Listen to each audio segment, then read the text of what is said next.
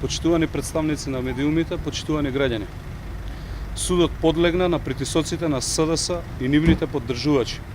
Судот отфрли издржани аргументи на одбраната за укинување на мерките на предпазливост само за да изгледа дека одлуката е на средина, односно да не замери СЈО и СДС за отфрлањето на нивните барања за притвор кои беа чисто политички. Оваа одлука за одземањето на пасошите се вклопува во сценариото на Заев за политичка пресметка со ВМРО ДПМН. Одлуката воопшто не е балансирана, туку е штета за ВМРО ДПМН и луѓето кои се цел на политички прогон. Почитувани, Зоран Заев беше фатен со цврсти докази како изнудува подкуп. Судот наместо да ја спроведе правдата, беше јавно понижуван од страна на Зоран Заев.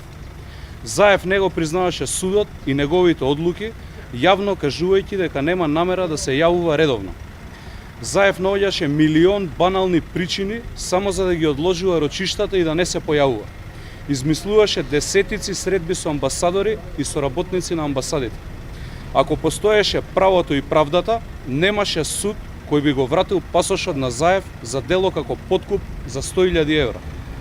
Затоа овој суд сега треба да одговори по кој основ на ваков човек му беше вратен пасошот.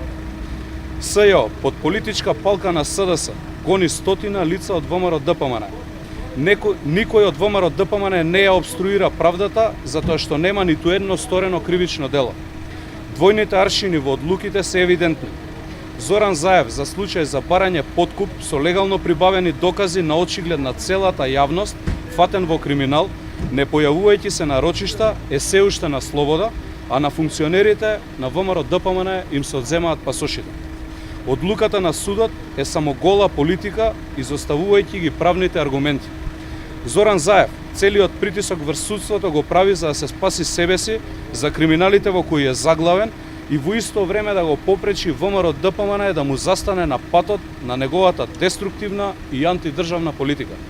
Конечно, со политичките притисоци кои ги прави врз судот, Зоран Заев нема да може да избегне од одговорот кој им го должи на сите граѓани, а тоа е одговорот на најважното прашање: кога планира да го смени името на државата?